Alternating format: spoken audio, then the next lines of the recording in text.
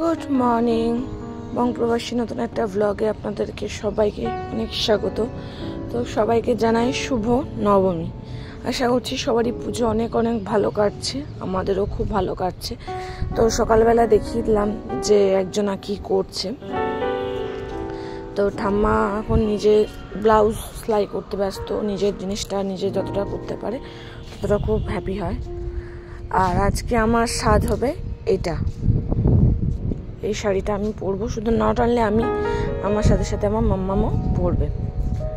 তো এখন বলা হচ্ছে ঠাকুরটাকে পুজো করে নেওয়া। তো আগে ঠাকুর পুজো করে নেব, তারপরে বাকি সব কাজ করব। ঠাকুরে যে ভোগ যাবে, প্রসাদ যাবে, সেটাও সাজাবো, ডালিটা। তো এদিকে আমি ডালি সাজিয়ে নিয়েছি ঠাকুরের। ও দাঁড়ান আপনাদেরকে তো আমাদের সাজটাই দেখানো হয়নি। এই দেখুন আজকে আমাদের মা মেয়ে পুরো সেম, একটু ডিজাইনটা আলাদা, বাট লোকে দেখে পুরো অনেকেই কমপ্লিমেন্ট দিয়েছেন যে আমাকে দিদি, আমার মামকে বোন লাগছে। মানে আমার ডিমোশন হয়েছে, আমার মামের প্রমোশন হয়েছে। তো এখনো নবমীর পুজো শুরু হয়নি, এবার হবে। আর এদিকে মামাকে ঠাম্মাকে দেখাতে নিয়ে এসেছি যে আমাদের বৈষ্ণব দেবী মাকে কতটা সুন্দর দেখতে লাগছে। তো এইসব দেখে তো বুঝতেই পারছেন যে আজকে বেরিয়ে পড়েছি ঠাকুর দেখতে, কারণ কালকে যেহেতু অষ্টমী ছিল কোথাও বেরোতে পারিনি। তো আজকে বেরিয়ে পড়েছি, বেশি কিছু যাব না, 2-3টি জায়গায় যাব। আজকে বেশি কিছু করবো না, কালকে আরও 2-3টি জায়গা করে ঘর। কারণ আমরা বলেছি আমরা রাতে কোনো প্যান্ডেল হপিং করবো না, আমরা যা করবো দুপুরের মধ্যেই করে দেব। কারণ দুপুরের মধ্যে করে আমাদের প্ল্যান হচ্ছে বাড়ি ঢুকে বাড়ি গিয়ে মা দুর্গা ভোগ খাওয়া। কিন্তু আকাশের অবস্থা খুব খারাপ, মানে জানি না যখন তখন বৃষ্টি আসতে পারে। মানে আমরা ছাতা নিয়ে প্রোটেকশন নিয়ে বেরিয়েছি। তো এই প্যান্ডেলটা সত্যি খুব সুন্দর করেছে। সত্যি কথা বলতে আমার মনে নেই আমি কোনগুলো দেখেছি, আমার নামগুলো ঠিক মনে করতে পারছি না। আপনারা যারা দেখেছেন একটু আমাকে যদি ইনফর্ম করে দেন খুব ভালো হয় যে এই প্যান্ডেলগুলো কোনটা। এখানেও মা দুর্গাকে খুব সুন্দর লাগছে, অপূর্ব সুন্দর লাগছে। আর শাড়ির কালারটা অসাধারণ হয়েছে। এখানেও মা দুর্গা, মানে সত্যি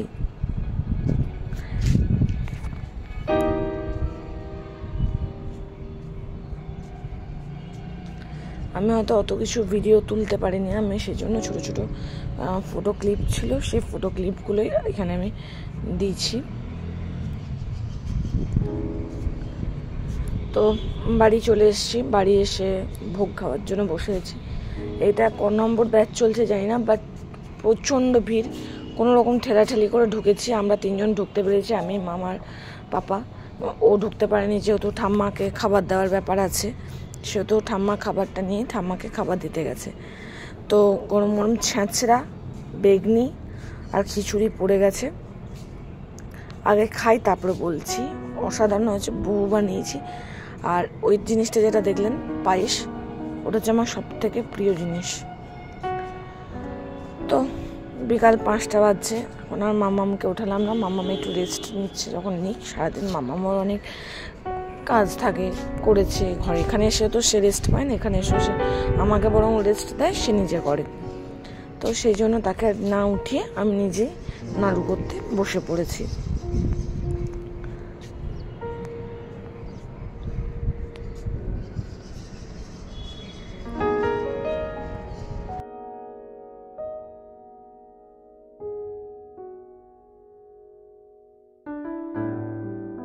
নারকলের পাকটা দিয়ে দিয়েছি। এবার এই যে বাটিতে যে গুড়টা ছিল সেটাতে একটুখানি দুধ ঢেলে আমি নাড়ুটাতে দিয়ে দেবো। তাহলে কি একটা দুধের যে একটু ক্ষীরের মতন গন্ধ, সামান্য একটু ক্ষীরের গন্ধটা পাওয়া যায়।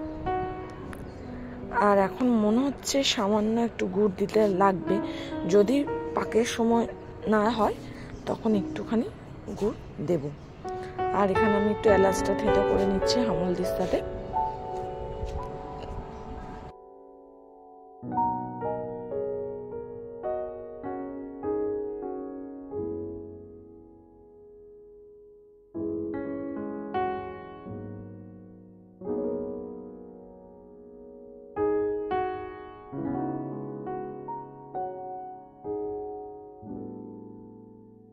গুড়ের পাক হয়ে গেছে, এখানে সমস্ত জলও রেডি করে ফেলেছি নাড়ুটা পাক করার জন্য।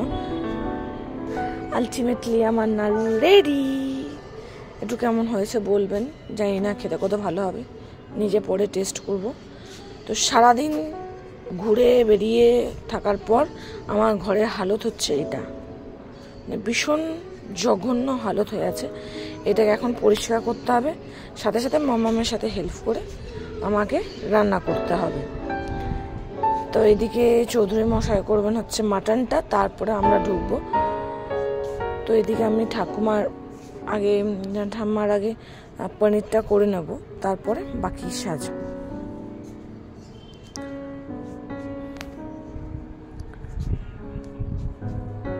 তো আমি করছি পনির, ওইদিকে হচ্ছে আমাদের ভাত, আর ভাত হয়ে গেছে অলরেডি। আর মাম্মাম করবে হচ্ছে আপনার পরোটা।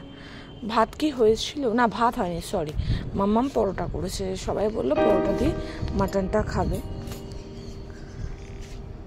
তাই হয়ে গেছে লাল লাল ঝোল মাটন। আমি ওই 2-1 পিস, কারণ গরম গরম মাম্মামের হাতে পরোটা থাকলে আমি একটু গুড় দিয়ে আমার ওটা আরামসে হাফিস হয়ে যায়। আর ওইদিকে এখনও মাম্মাম বানাচ্ছে।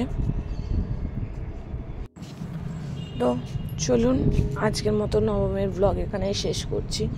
আশা করি আপনাদের খুব ভালো লেগেছে, আমাদেরও খুব আনন্দ কাটলো। সবাইকে শুভরাত্রি, সবাই খুব ভালো থাকবেন, সুস্থ থাকবেন, সাবধানে থাকবেন।